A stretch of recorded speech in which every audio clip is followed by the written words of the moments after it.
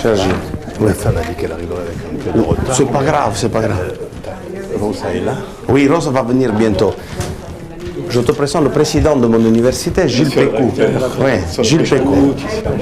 Lui è venuto, sai, il presidente napolitano, ha tessuto grandi lodi. Poi Peppe. Oh, ciao. Che cos'è? Should have been a surprise. Ah, il Presidente della Repubblica desidera ringraziare per il prossimo complimento il Capo dello Stato spesso qui con me perché è importante che abbiamo studiato cerca un paese. Il Presidente le invia i migliori saluti per le ragioni dei miei personali. E allora la puoi leggere tu questa qui dopo. Sì, sì, perfetto. Lei è una studiosa ormai di Pisa che è una dei più brillanti classicisti che abbiamo. È una nota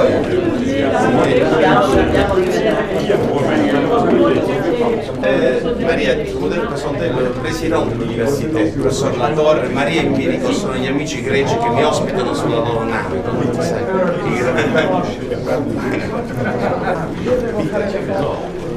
Ci mettiamo. Ministro Chevènement è il recteur de l'université de Calabria, il professor Latorre.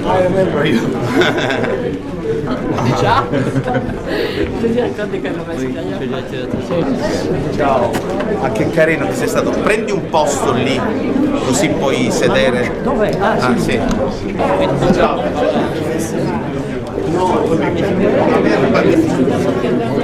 Oui, tout le monde est Chevènement. Oui, ciao.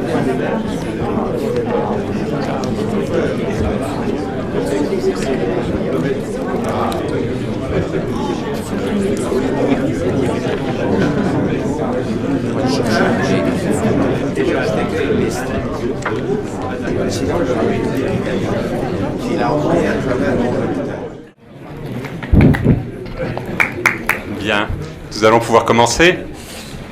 Monsieur le ministre, Madame le recteur, mes chers collègues, chers amis, je pense que ça n'aura échappé à personne ici aujourd'hui. Il y a en ce jour deux grands sommets franco-italiens. L'un d'entre eux se tient à Lyon, s'intéresse à certains aspects matériels comme percer un tunnel pour relier plus rapidement Lyon à Turin. Ça brasse quelques milliards d'euros au passage, c'est important certes, mais l'autre sommet se tient ici même à l'École normale. Et c'est un sommet qui est là pour saluer un grand esprit qui a su bâtir des ponts, et des ponts intellectuels entre nos deux pays. Donc ce deuxième sommet est évidemment d'une importance considérable quand on le rapporte au premier. Il n'y a aucune surprise dans le fait que la République française ait décidé de remettre la Légion d'honneur, la plus prestigieuse de ces distinctions, à notre collègue Nuccio Ordine. Car l'activité de Nuccio, l'un des tout meilleurs connaisseurs, en particulier de l'œuvre de Giordano Bruno, cette activité est celle d'un passeur entre la France et l'Italie, mais aussi plus généralement au cœur de la culture européenne, qui a œuvré infatigablement pour étudier, faire connaître et traduire toutes les œuvres majeures entre nos deux pays. Pour héberger cette cérémonie, je crois que le choix de l'École normale supérieure s'imposait. N'y voyez, monsieur le ministre, aucun mépris pour le Sénat qui avait accueilli il y a 3 ans Nuccio Ordine et ses amis pour la remise des palmes académiques à l'époque. L'École normale supérieure, comme son école sœur à Pise, a une véritable vocation à favoriser ces transferts culturels et une longue tradition de collaboration avec l'Italie. Cette collaboration, d'ailleurs, au passage, dépasse largement le cadre des humanités, qui est représenté ici ô combien dans cette salle, mais il y a aussi une véritable collaboration et des écoles de pensée qui se sont développées par d'autres ponts au-dessus des Alpes, dans d'autres disciplines, et moi-même, j'ai eu la joie de collaborer énormément avec l'école de physique théorique de Rome et de développer, je crois, ce qu'on peut appeler une école de pensée de physique théorique franco-italienne. Et donc vous comprenez que de tout ce point de vue-là, j'ai un attachement particulier aux interactions entre France et Italie et je suis particulièrement heureux aussi à titre personnel d'accueillir cette cérémonie. Bienvenue donc dans ces murs, cher Nuccio, chers amis. pour cette cérémonie que je me permettrai de placer sous le signe de vos propres paroles. Bisogna superare la soglia, osare non accontentarsi della riproduzione del modello, azzardarsi al di là dei limiti ammessi. Je pense que ces paroles vont nous servir de guide, peut-être pas pour la cérémonie elle-même, qui doit se placer dans un cadre imposé par les us et coutumes de la République, mais dès que celle-ci sera terminée, il sera temps de s'hasarder au-delà des limites dans l'ensemble de vos réflexions et de vos travaux. Je vous remercie et je passe la parole ensuite.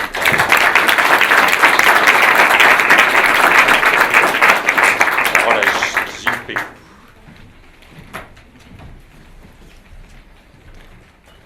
Monsieur le ministre, Madame le recteur, cher directeur, chers collègues et amis, le mot de passeur, même si le français l'aime beaucoup, en abuse parfois, est un beau mot. C'est un beau terme, presque un standard maison ici à l'école normale, où l'histoire des transferts culturels est un peu d'icase.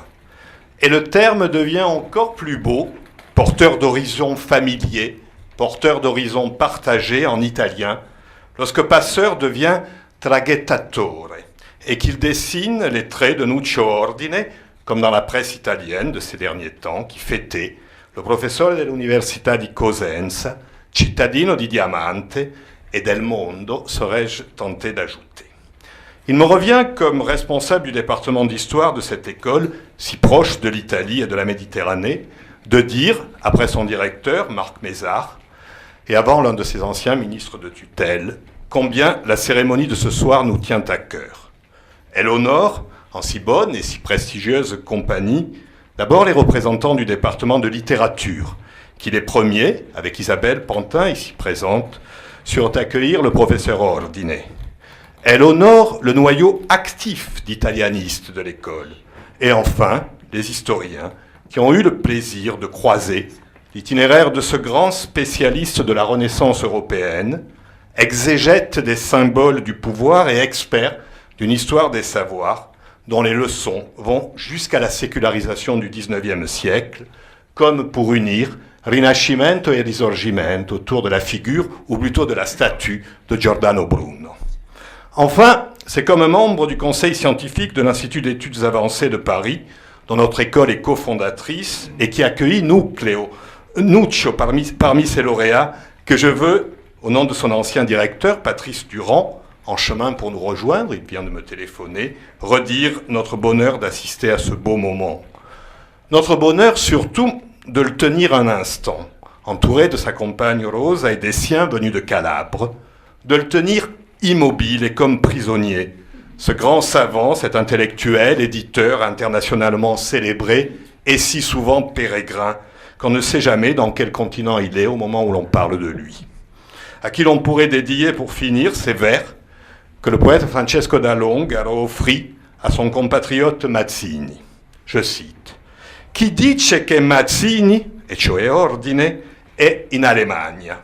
Chi dice che è tornato in Inghilterra?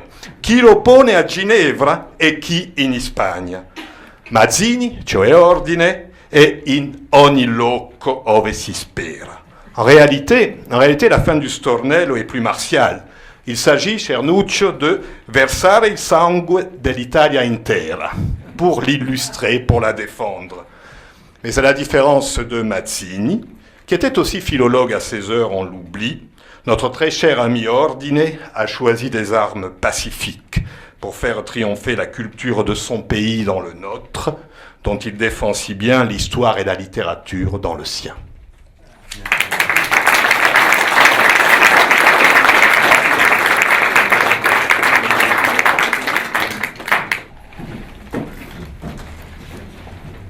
Oui, monsieur le directeur, que je ne vois plus, monsieur Mézard, il est là. Cher Nuccio, mesdames, messieurs, je me réjouis d'être parmi vous pour célébrer l'élévation au grade de chevalier de la Légion d'honneur de Nuccio Ordine. Je le dis par amitié pour lui, une amitié qui m'est très chère, autant qu'à lui, je l'espère, nouée sur la mer Ionienne, la mer Égéenne, par le biais d'une amitié partagée. Et donc, je n'ai que l'immense chance de l'avoir connu dans les meilleures conditions. Je suis heureux d'être parmi vous à l'École normale supérieure parce que j'ai toujours eu beaucoup de respect et d'affection pour l'École normale supérieure. C'était l'école à laquelle me destinaient mes professeurs.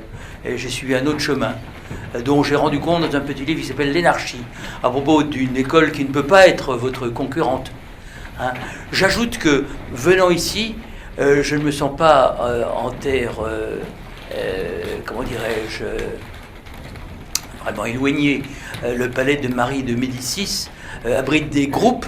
Mon président de groupe s'appelle Monsieur Mézard aussi. Ça se trouve comme ça. Je ne sais pas si vous êtes cousin à la mode de Calabre, peut-être.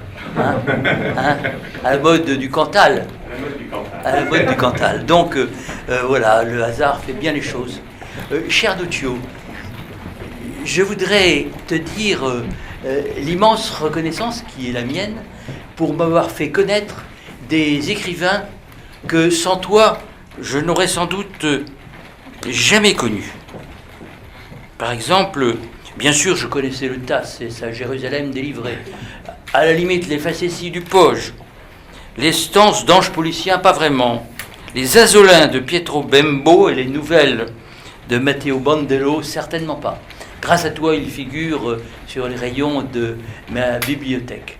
Je serai malheureusement obligé de vous quitter dans pas trop longtemps parce que j'ai été convoqué pour parler de choses beaucoup moins intéressantes par le président de la République qui veut qu'on parle cumul des mandats, mode de scrutin, toutes choses qui me font déjà m'assoupir, alors que j'aimerais célébrer avec vous non seulement l'amitié, mais aussi l'humanisme rayonnant à travers Nuccio Ordine, dont je salue la contribution qu'il a apportée aux belles lettres françaises et italiennes, puisqu'il co-dirige avec Yves Hersant la collection Bibliothèque italienne. J'y ai lu aussi de pure merveille la correspondance de Michel-Ange, et puis les œuvres complètes de Giordano Bruno. On voit comment l'Italie était le laboratoire de l'Europe, comment elle a ouvert la voie à la liberté de l'esprit. La Renaissance a pris sa source en Italie. Enfin, on peut discuter longtemps pour savoir s'il y avait des ramifications du côté de la Grèce byzantine. Mais enfin, c'est une chose merveilleuse et que les Français ont toujours compris ce qu'ils devaient à l'Italie.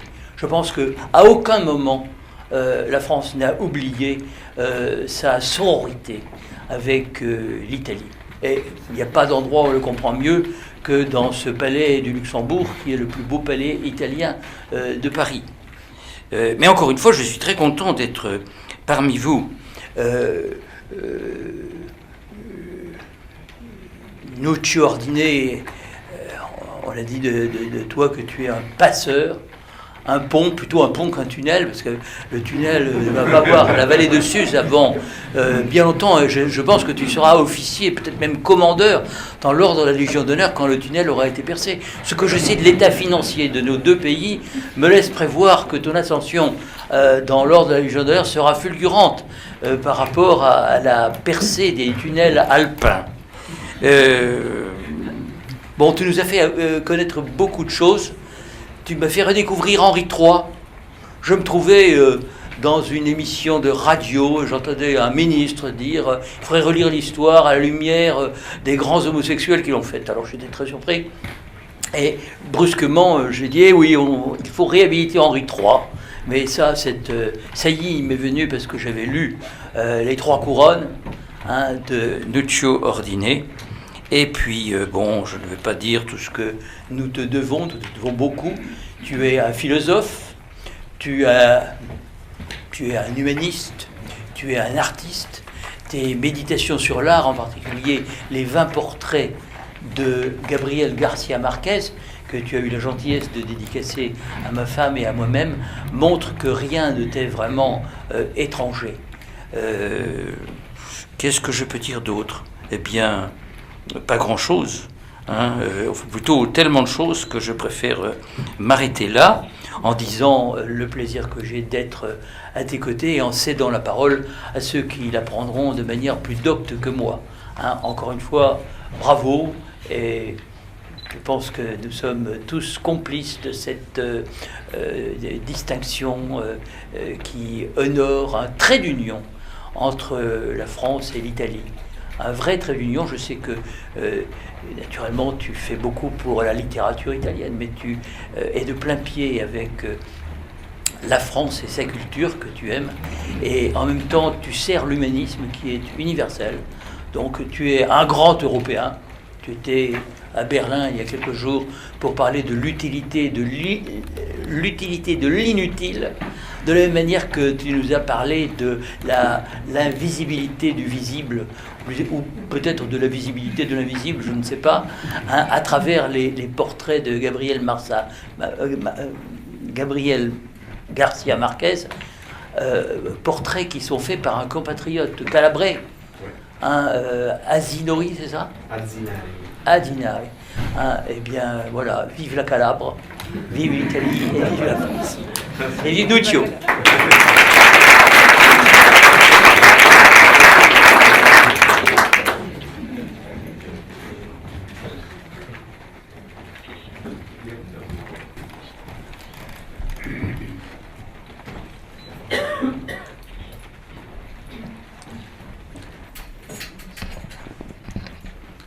Monsieur le ministre, chers collègues, c'est pour moi un grand plaisir d'assister comme témoin et aussi comme promoteur à l'accession de mon ami Nuccio Ordine au rang chevalier de l'Ordre national de la Légion d'honneur.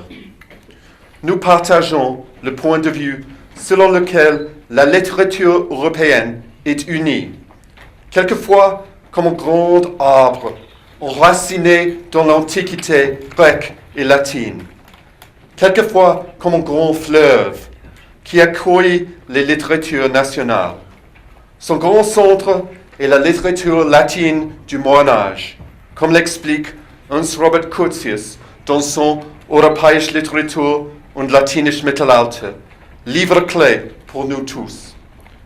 Nous devons donc tenir compte des filiations entre les diverses littératures nationales et les modes par lesquels les échanges interlinguistiques ont contribué autant aux littératures nationales qu'à la littérature européenne. Il est bien possible que la diversité des langues et les différentes vitesses d'évolution littéraire enrichissent encore plus le tout. Nuccio Ordine maîtrise plusieurs langues et plusieurs disciplines. Il enseigne en effet la littérature, l'histoire, la philosophie et l'histoire d'art. Bien connu en France, en Angleterre et aux États-Unis, traduit aussi dans les langues orientales, il reste toujours fidèle à sa Calabre natale, à Cosenza, où il a commencé ses études supérieures et où il enseigne depuis plusieurs années. À l'imitation des Américains, on peut le décrire comme un précurseur de la global-localisation. Et c'est peut-être une nouvelle parole pour la langue française. Attendons le jugement de l'Académie. Je dois aussi remercier Nuccio Ordine pour l'appui qu'il a toujours donné au Warburg Institute. Il a collaboré avec nous pendant longtemps à des projets sur l'histoire des idées et de la philosophie italienne, surtout autour de Giordano Bruno et Bernardino Telesio. Depuis 14 ans, il dirige les séminaires sur Giordano Bruno que s'y tient chaque été au Warburg Institute, avec le soutien de l'Istituto Italiano per gli Studi Filosofici et de son mécène, l'avvocato Gerardo Marotta. Nuccio est aussi en collaboration avec Dr François Kiviget de notre bibliothèque, directeur de la Biblioteca Elettronica Bruniana. Nuccio Ordine appréhende Giordano Bruno comme philosophe et comme écrivain, et en particulier comme un écrivain qui travaille avec l'image et contribue ainsi à la culture visuelle. Il s'intéresse dans le contexte européen de la littérature et des liens entre texte, images et idées, philosophiques et populaires. De tels centres d'intérêt exigent que l'on se déplace vers la bibliothèque Warburg. Nous sommes tous contents que le professeur Nuccio Ordine a fait ce voyage avec tant d'élan. Merci.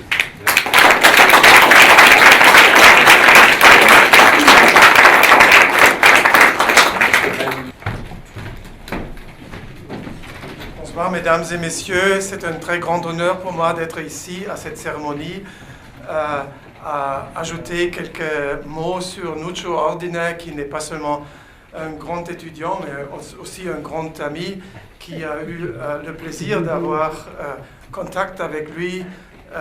C'est très bien qu'avec lui, la collaboration scientifique se transforme rapidement dans une amitié, parce que comme son grand sujet, Giordano Bruno, il possède une grande passion. Son intérêt comme scolaire s'associait toujours avec la passion et avec l'émotion. Et ici, je suis venu pour vous raconter aussi que son intérêt n'est pas seulement limité au passé, mais aussi il s'intéresse à créer des ponts européens dans le présent. Il est venu à Berlin on a commencé de parler sur Giordano Bruno et rapidement ce colloque sur Giordano Bruno s'est transformé dans des idées, comment créer des réseaux européens de collaboration, parce qu'il nous apportait la vision que la Renaissance est une des racines de la culture européenne, et réfléchir sur la Renaissance dans un contexte européen nous peut aider aujourd'hui de reconnaître l'identité européenne dans une collaboration qui ne connaît pas de limites entre les disciplines, entre la science, entre les arts, entre la littérature. Et je suis très très content que Nuccio nous apporte cette idée. Et on vient de terminer une réunion dans laquelle on a commencé à créer un réseau européen de collaboration entre des institutions pour faire des recherches sur les connexions qu'il y avait dans l'État moderne et qui nous pouvait servir comme un modèle pour les connexions maintenant entre les institutions scientifiques, les institutions qui s'occupent de la culture et qui nous peuvent aider à créer un peu de la renaissance de la culture européenne dans ce moment-là. Dans la culture européenne, on a besoin et qu'on ne pense pas seulement à l'économie, à les crises financières, mais aussi à nos racines culturelles. Et je suis très content que cette initiative est honorée avec cette grande distinction, et je suis heureux et orgueilleux d'être un ami de Nuccio Ordine. Merci pour tout, Nuccio.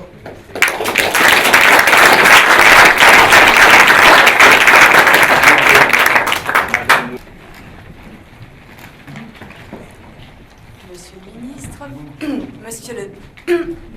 Je suis plus petite.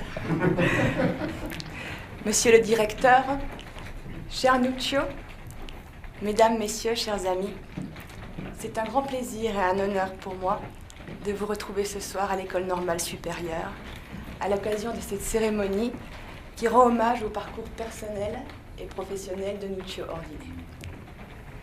L'Ordre national de la Légion d'honneur, cher à Napoléon, est la plus haute distinction française.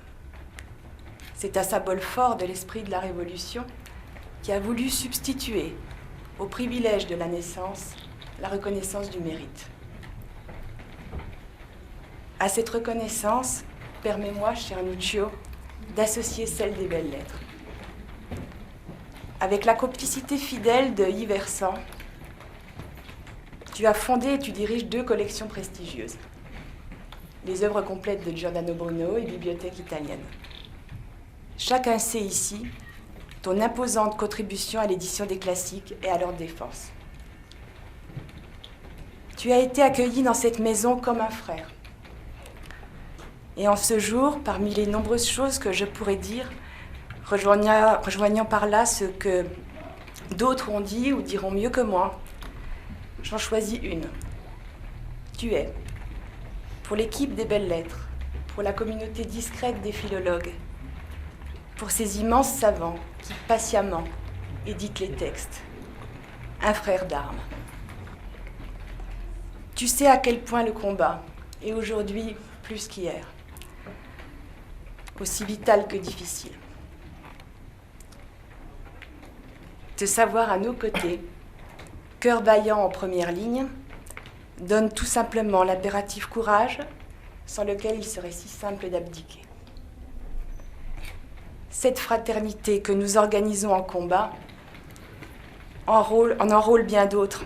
Et j'ai une pensée reconnaissante pour celles et ceux qui, depuis bien des années, n'aperçoivent que ton dos voûté à ta table de travail. Sache, mon cher Nuccio, que par ta joie, ton enthousiasme et ton énergie, tu ressembles encore à l'enfant que tu étais. Par ce que tu as fait de ta vie, tu ne l'as pas trahi. C'est sur cette adhésion donnée dans le secret du cœur que se fonde la conviction de l'humaniste. Et tu l'as sais veiller par de bienveillants fantômes. Pour tout cela, et pour tout ce que nous ferons encore ensemble, au nom de la maison et du fond du cœur, je te remercie.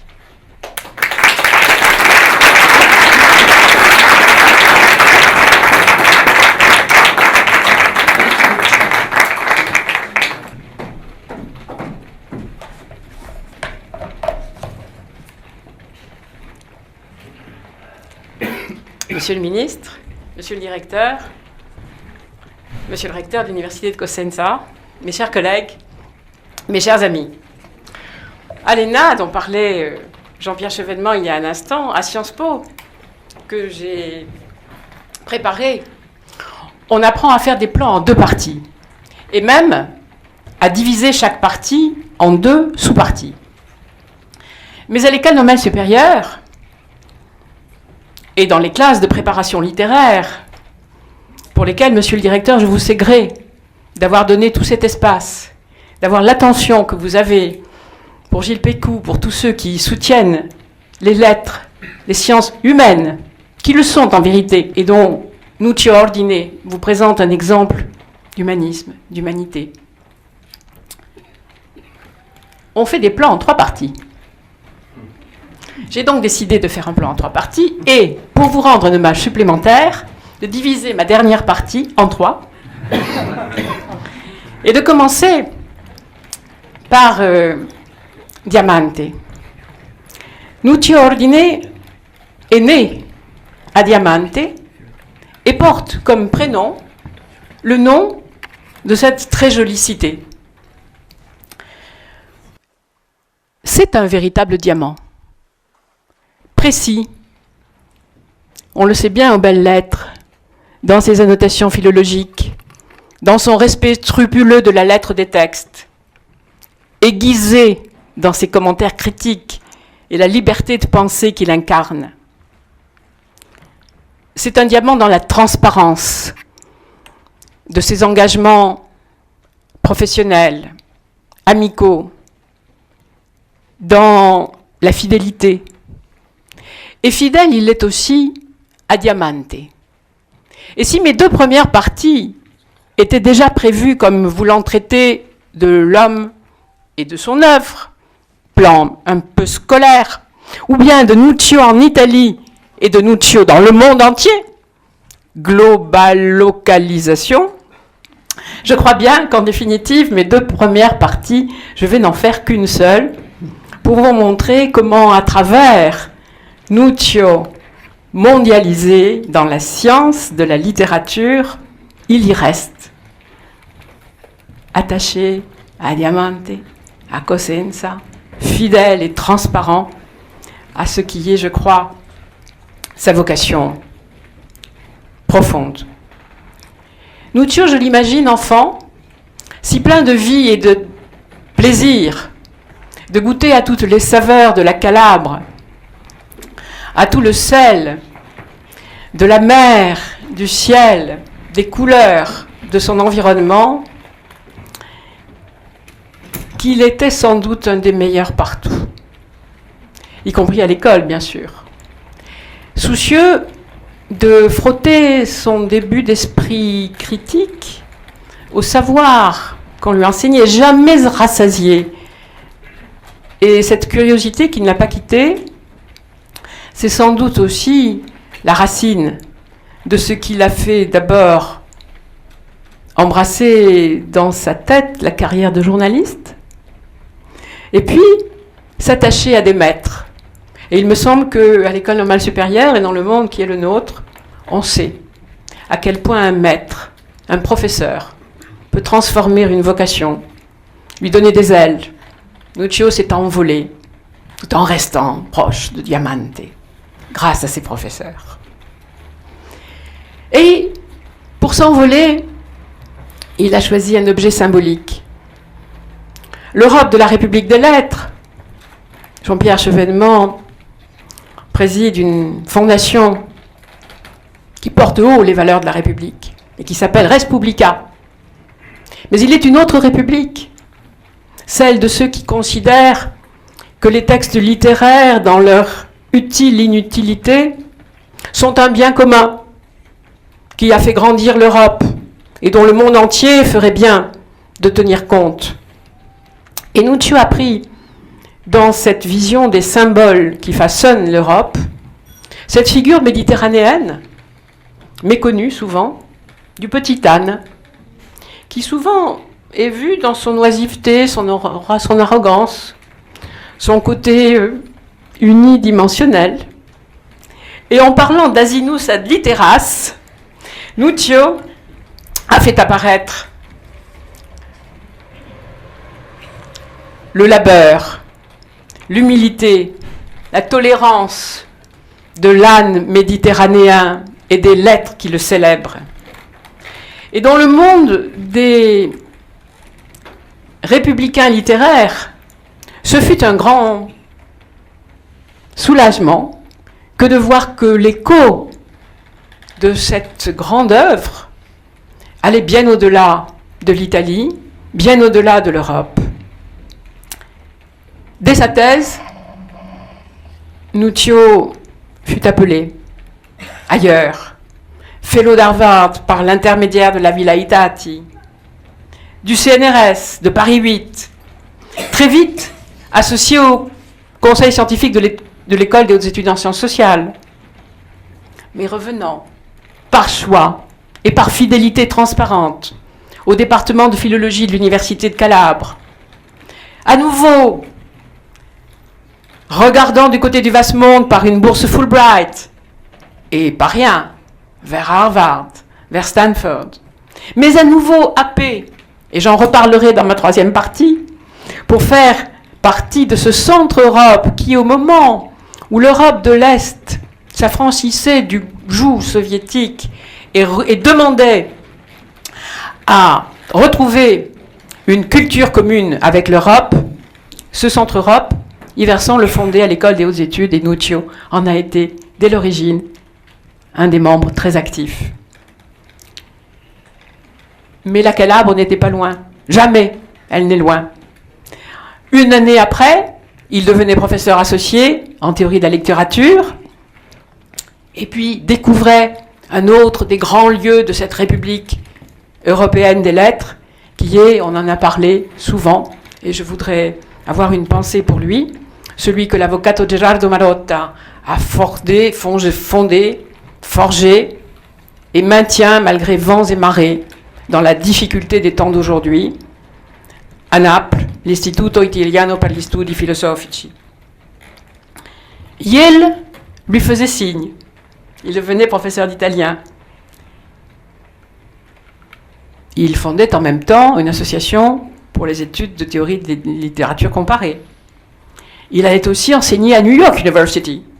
Mais Diamante restait présente. Et 3 ans après, se créait une école d'été des hautes études Tommaso Campanella à Diamante, avec Iverson, avec aussi l'Istituto Italiano per gli Studi Filosofici. Directeur d'études associées à l'EHESS, secrétaire général du Centre international des études bruniennes,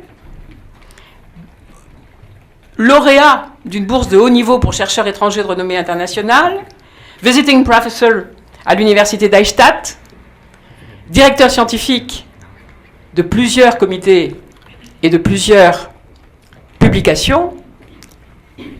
Il a installé en Calabre le siège de l'Institut italien per gli Studi Filosofici, toujours parce que la Calabre était dans sa pensée, non pas la périphérie, mais un centre possible de ce mouvement qui n'en a pas de centre, mais qui a vocation partout à montrer, là où elle est vivante, que la science fait grandir, qu'elle fait grandir des jeunes qui trouveront par là un moyen de réaliser leur vie humaine, leur vie d'humaniste, leur vie d'hommes et de femmes.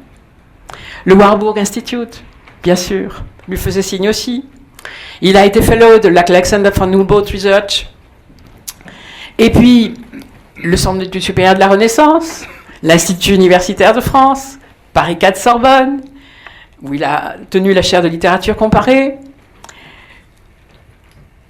L'Université de Calabre le faisait monter en grade en lui donnant la chaire de théorie de la littérature, ce qui ne l'éloignait ni de Paris 8, ni du Warburg Institute, ni du Centre d'études supérieures de la Renaissance, ni même de Saint-Marin, où je découvre que vous avez enseigné à l'École supérieure d'études historiques, ni de Barcelone.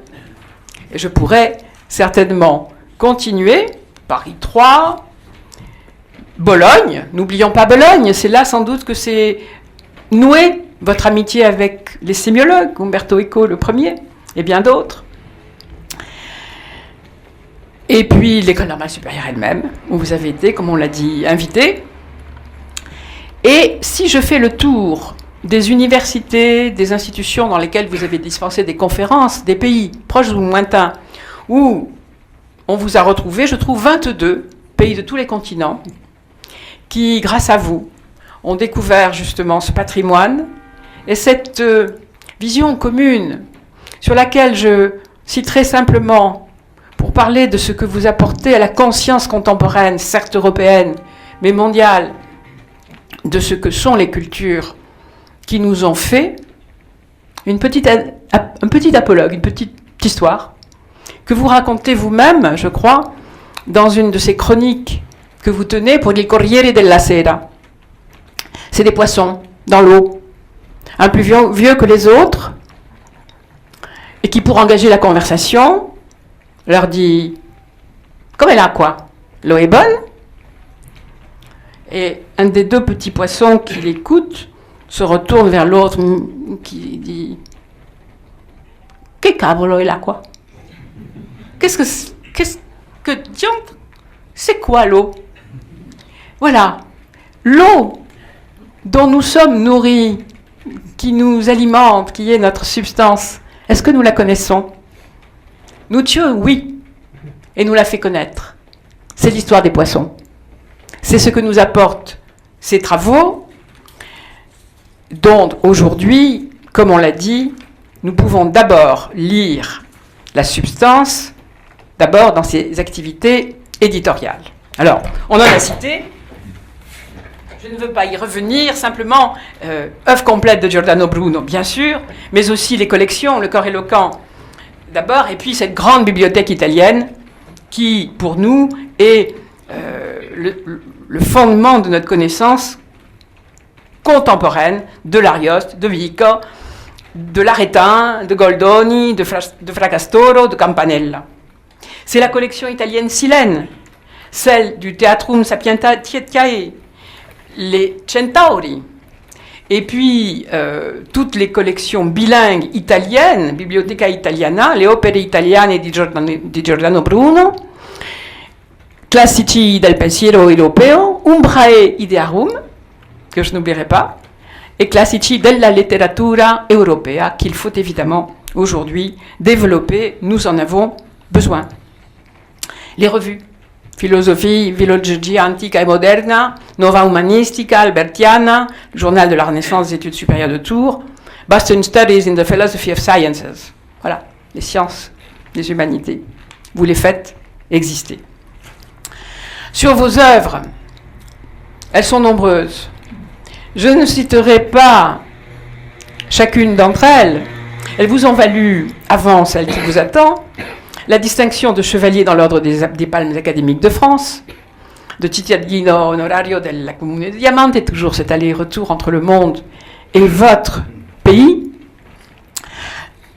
Vous êtes commendatore dell'Ordine al Merito della Repubblica Italiana, sur un décret du président de la République italienne, qui, nous le savons, est un amateur, est un amoureux des lettres classiques, et membre d'honneur de l'Institut de philosophie de l'Académie russe des sciences. Et puis les prix que vous ont valu vos œuvres. Les Città della Manna Grecia. Et je dirais que ça, c'est bien vu.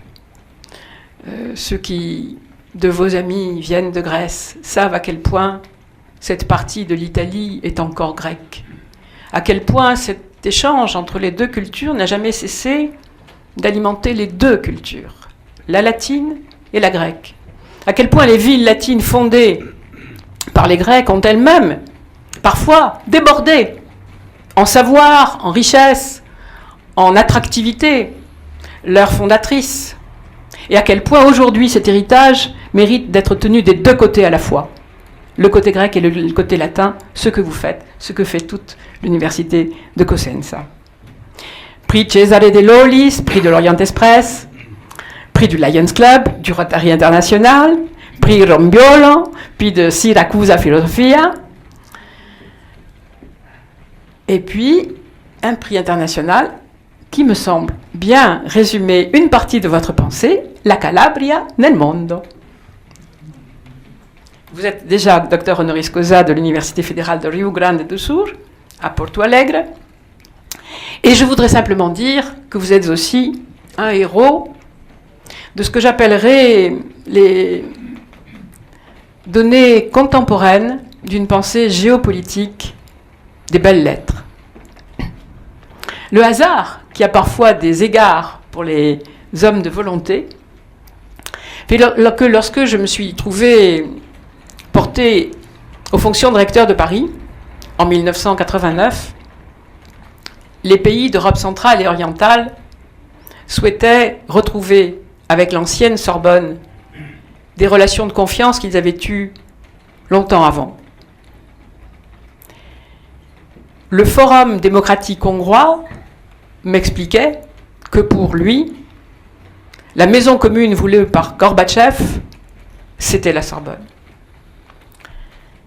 En même temps, l'école des hautes études, les belles lettres, l'Istituto per gli Studi Filosofici, développaient la pensée de ces synergies qui vont être à l'honneur dans plusieurs institutions qui sont ici présentes, entre les chercheurs européens.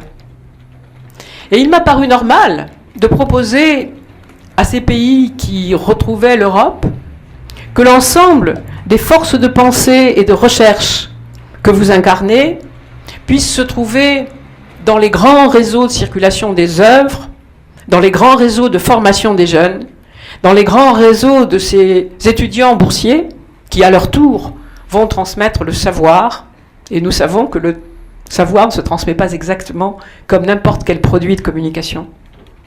Et vous avez été de ce grand mouvement qui, avec quelques personnes ici présentes, s'est traduit par des colloques tenus en 2 lieux à la fois, en Tchécoslovaquie et à Paris sur l'homme baroque, à Saint-Pétersbourg et à Moscou et à Paris sur l'homme des Lumières, et bien d'autres sujets qui ont permis de confronter des pensées de ce que devait être la solidarité et l'engagement vers un humanisme contemporain, fier de tous ces textes qui ont forgé la pensée des pays qui aujourd'hui se retrouvent dans la même situation, confrontés aux mêmes problèmes mondiaux. Vous êtes un penseur du présent, Et vous l'avez prouvé dans toute cette grande période qui a duré longtemps. Et le deuxième moment, ma deuxième sous-partie de cette troisième partie, c'est le moment où moi-même, étant en responsabilité de quelques 700 universités du monde où l'on parle un peu ou beaucoup le français, nous avons, vous et moi, découvert qu'il fallait aussi sauver les bibliothèques. L'Avvocato Marotta le fait autant qu'il le peut à Naples. Il y a de nombreux lieux où les bibliothèques sont menacées. Il faut les protéger, il faut que de jeunes chercheurs établissent des catalogues, informatisent des lieux souvent exposés aux intempéries, voire à la folie des hommes. Et si Jean-Pierre Chevènement parle au président de la République du Mali, il verra au Mali, qui fait partie des 22 pays où nous sommes allés, enfin nous ne sommes pas allés ensemble dans 22 pays, mais vous êtes allés dans 22 pays et je suis allé avec vous à Tombouctou pour essayer de trouver des financements pour protéger les fonds des bibliothèques privées et des coffres qui contiennent des trésors et qui sont menacés aujourd'hui plus que jamais par les événements de la région. Vous êtes aussi allé en Mauritanie, à Singeti, où le même problème se pose avec des manuscrits encore eux aussi mal connus.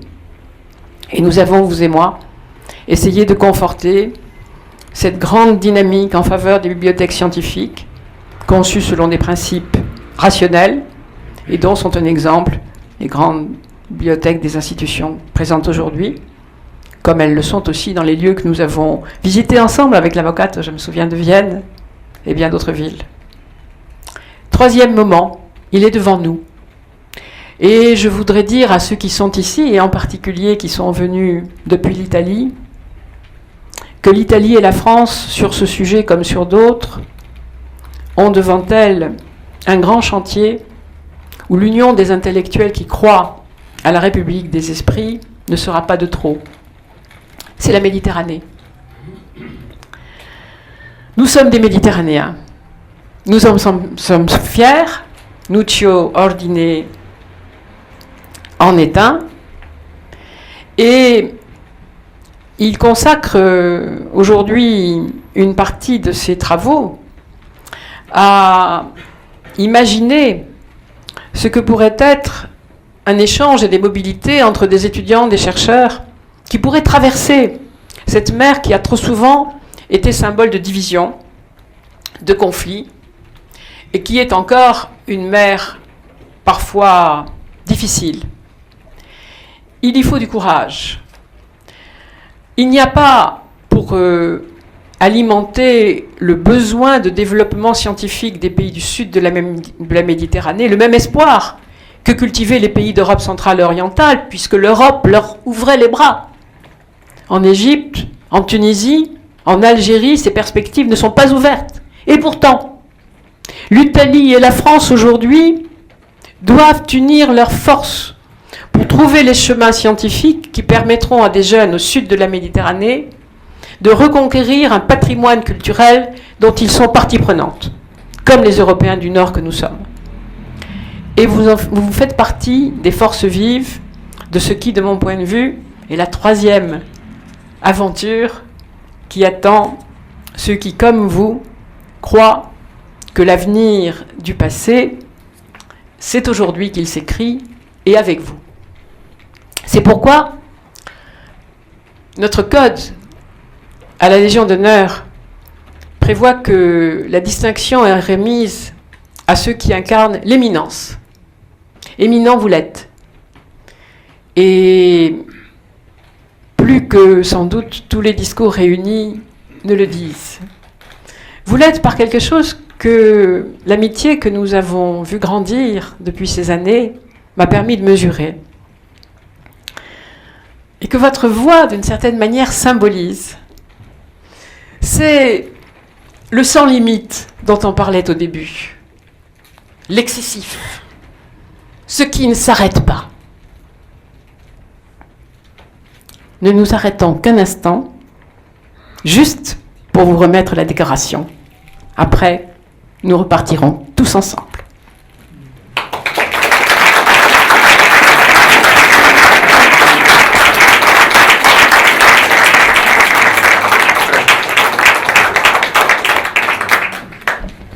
Nuccio Ordine, au nom du Président de la République, nous vous faisons chevalier de la Légion d'honneur.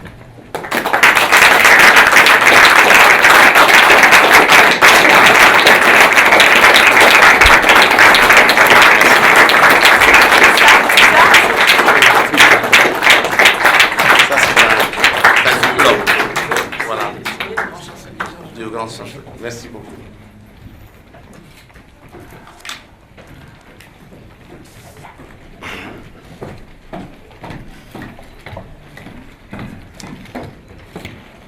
Chers amis, Monsieur le Directeur, dissimuler ma profonde émotion, ce serait hypocrisie.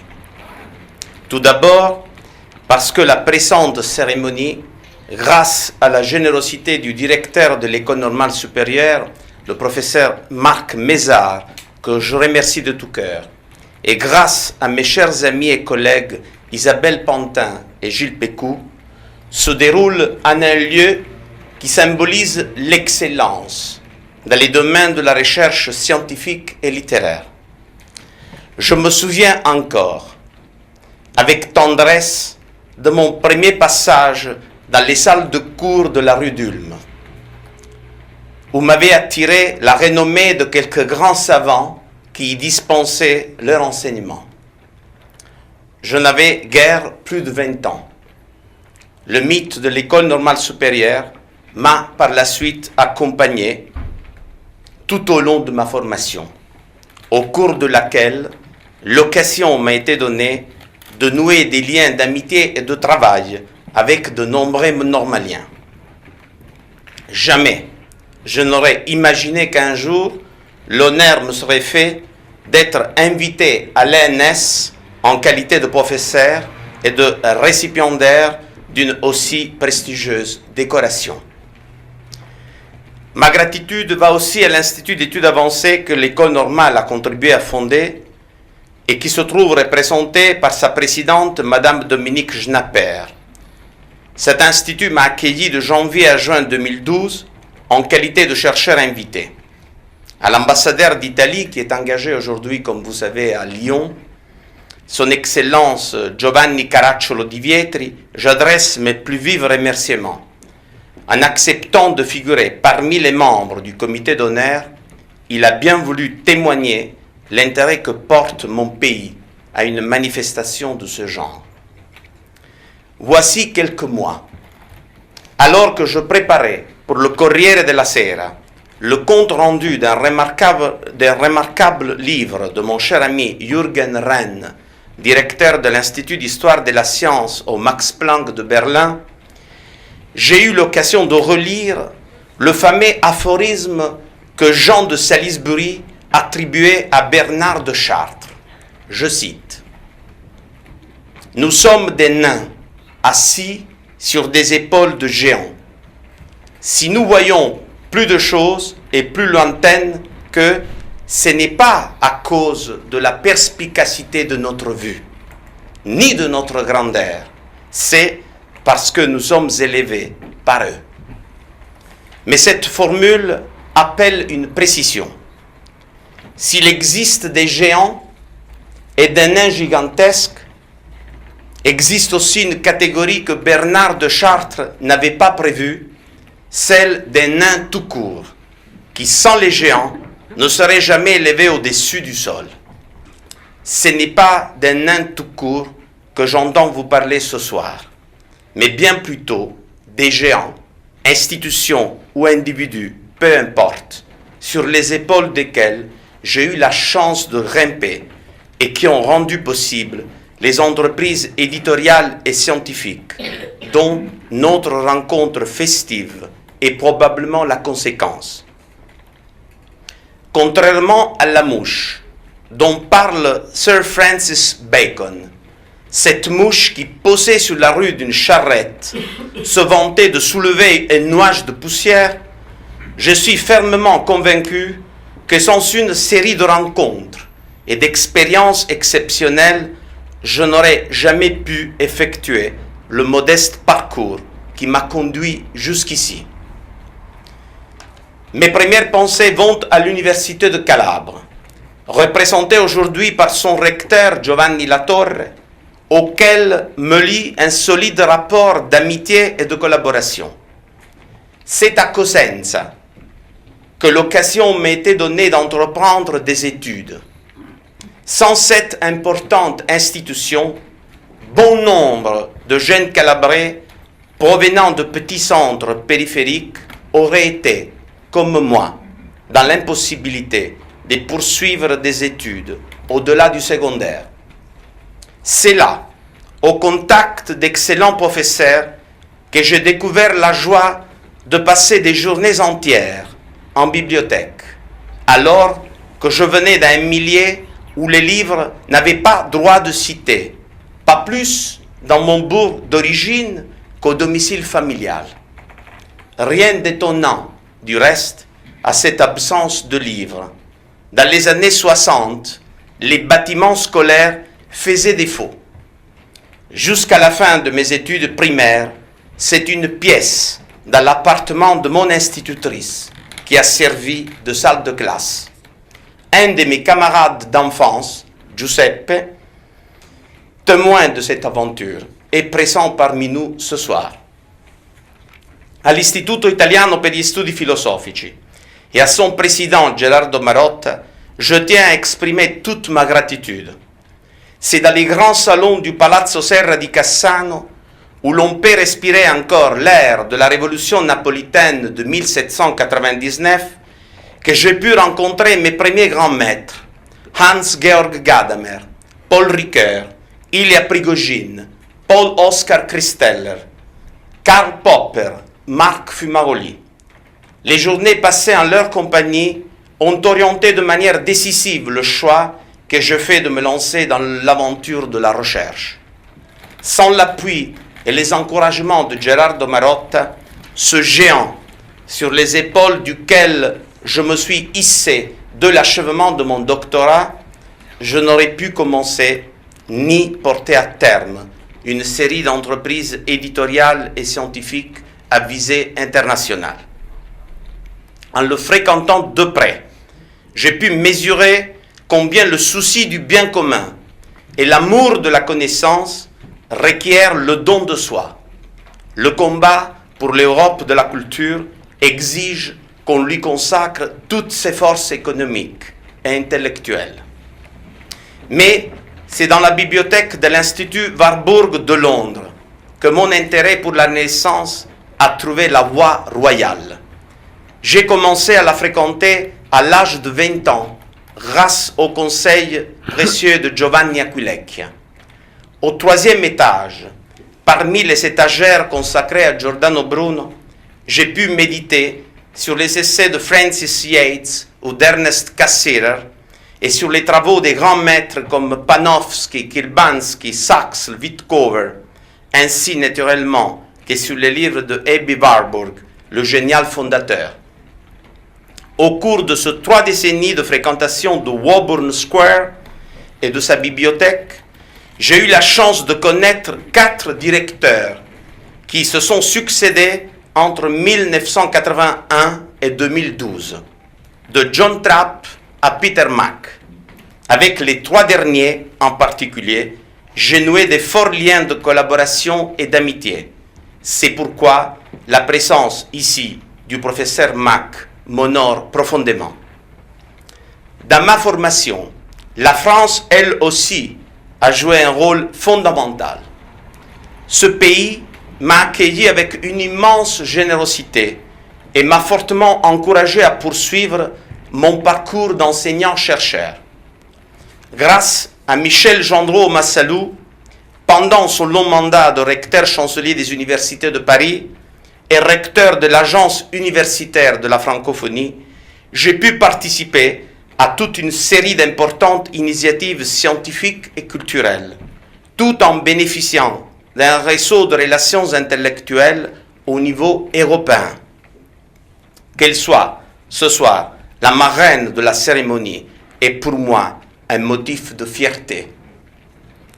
C'est pendant ma longue expérience en France que j'ai pu comprendre en profondeur le sens de certaines affirmations de Giordano Bruno.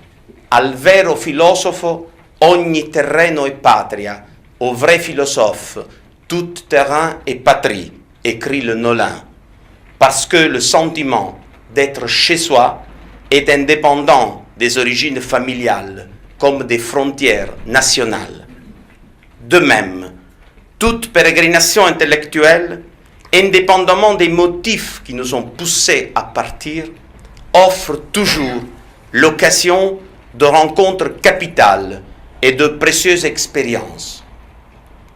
La France m'a permis de trouver une seconde patrie, peuplée d'amis et de collègues extraordinaires, qui m'ont permis d'enseigner dans les universités les plus prestigieuses et qui ont bien voulu m'associer généreusement à des entreprises éditoriales et scientifiques de premier plan.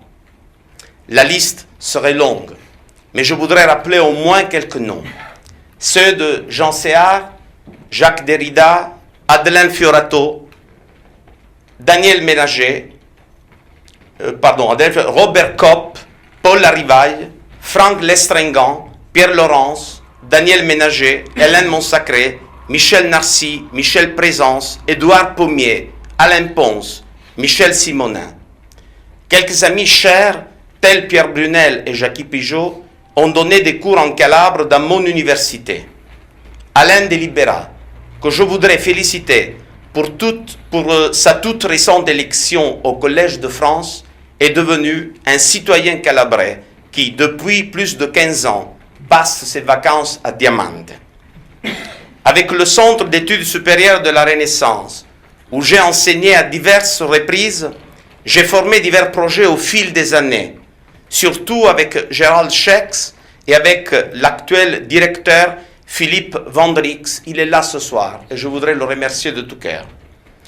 J'adresse une pensée particulière à Pierre Hadot pour les précieuses indications qu'il m'a données au cours de conversations inoubliables. À Paris, j'ai commencé à fréquenter Georges Steiner, que j'avais rencontré dans un amphithéâtre de la Sorbonne.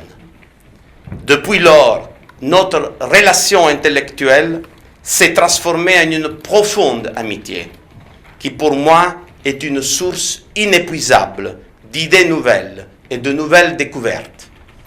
Toujours à Paris, l'occasion m'a été donnée de discuter de mes projets avec un autre grand maître et ami, Umberto Eco, dont l'esprit encyclopédique m'a été d'un grand secours. Lorsque je me rendais en France, en qualité de jeune boursier, l'un de mes objectifs était de consacrer quelques économies à l'achat des classiques de la célèbre collection Budet. Je passais des après-midi entiers entre bouquinistes et librairies à en dénicher quelques-uns d'occasion.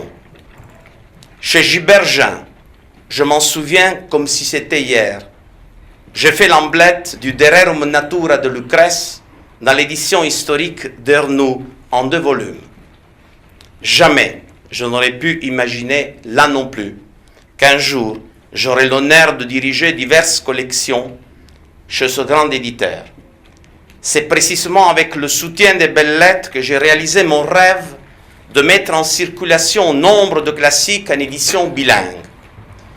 Et désormais, mes propres ouvrages sont publiés en France par la maison du boulevard Raspail avant de l'être publiés en Italie.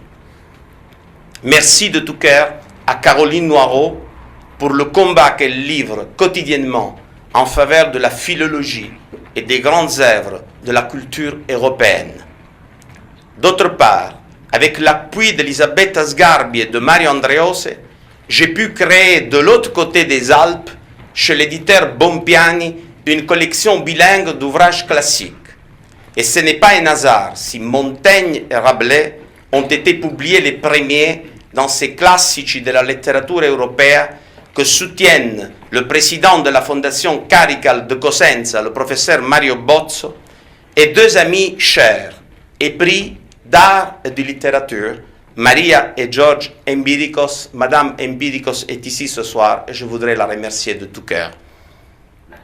Sur le goût des classiques et de l'enseignement, indispensable au développement civique et social de l'humanité, s'appuie le rapport d'amitié que me lie à Monsieur le ministre Jean-Pierre Chevènement.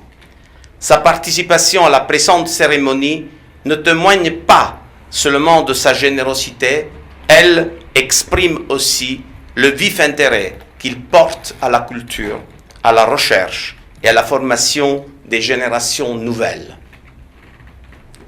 J'ai gardé pour la fin la mention de 2 amis fraternels, sur les épaules desquels je suis monté avant d'avoir atteint la trentaine. Je leur dois d'avoir pu porter mon regard au loin et de me hausser à des niveaux qui m'auraient interdit ma modeste stature. Avec Yves Versant, j'ai partagé presque toutes mes expériences éditoriales et scientifiques, publication de classiques, organisation de rencontres et de colloques. Dans toutes ces circonstances, Yves a été et demeure un précieux allié, un frère, un ami très cher. Son soutien, surtout au moment difficile des commencements, s'est avéré essentiel et m'a aidé à cultiver ma passion pour la recherche. Grâce à lui, j'ai connu Alain Segond, directeur général des Belles Lettres.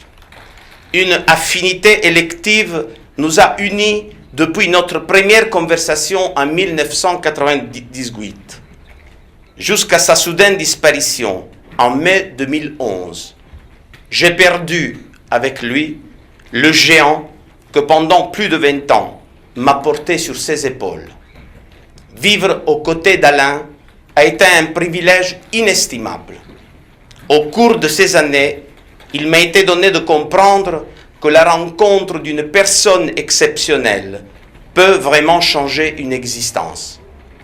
Son extraordinaire générosité, son immense savoir ont été pour moi des modèles inégalables.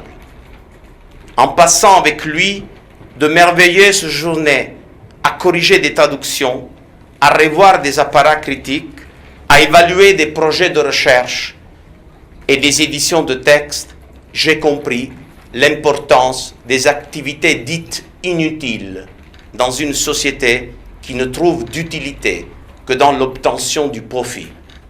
Alain a été pour moi le vivant exemple d'un amour du savoir désintéressé et gratuit. Savoir qui, sous sa forme la plus authentique, doit nécessairement se traduire en une manière de vivre, avec cette simplicité qui seule permet de distinguer les géants véritables de ceux qui ont des pieds d'argile. La Venatio Sapientiae est une vocation. Elle implique des sacrifices et exige le don de soi.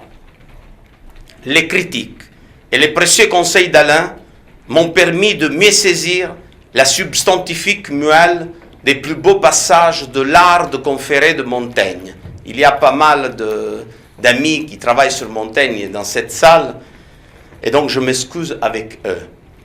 Je cite, « L'étude des livres, c'est un mouvement languissant et faible, qui n'échauffe point, là où la conférence apprend et exerce en un coup.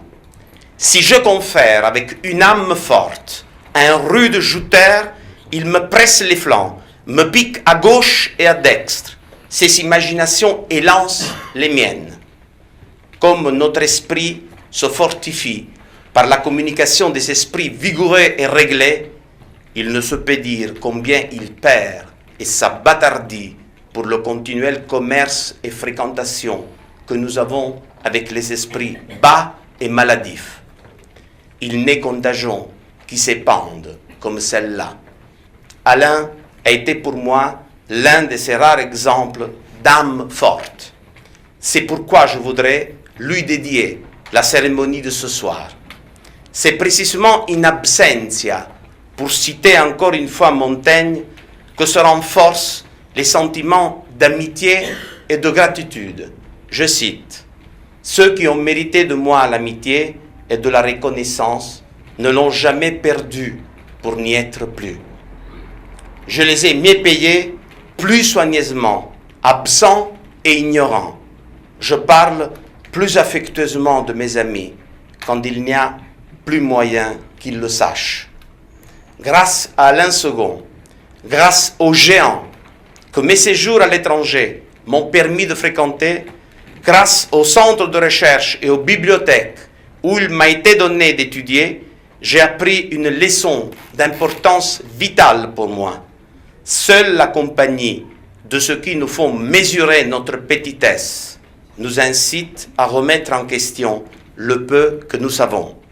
En Calabre et en Campanie circule une expression populaire qui recèle une grande sagesse. Rien de plus périlleux que de faire le coq sur un tas de fumier. Le moment est venu de passer des mots aux mets, de la nourriture céleste aux nourritures terrestres. Dans la salle des actes vous attend cette fois-ci la véritable excellence calabraise. Vous êtes tous conviés à déguster un choix de produits sélectionnés et fort aimablement offert par la Fondazione Carical, son président Mario Bozzo est là, la Chambre de commerce de Cosenza et le Consorzio Citra de Cosenza, le Consorzio Terre di Cosenza et l'Istituto Alberghiero Mancini di Cosenza, dont je remercie le proviseur qui est là avec nous. Merci beaucoup.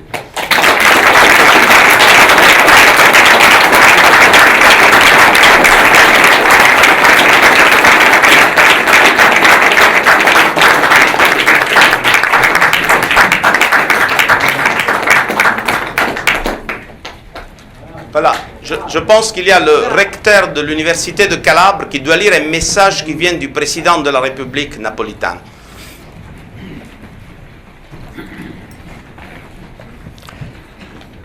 Bonsoir, Madame, Messieurs, chers collègues, Monsieur le directeur, Monsieur le ministre. Je entends français, mais malheureusement, je ne parle français. Anyway, in this international context, I'm sure you will understand English, but I have to confess, it's a little bit strange for me, as an Italian, to speak in English in France. So I'm going to read the message from the Presidency of Republic in the original language, in Italian. I'll take the risk.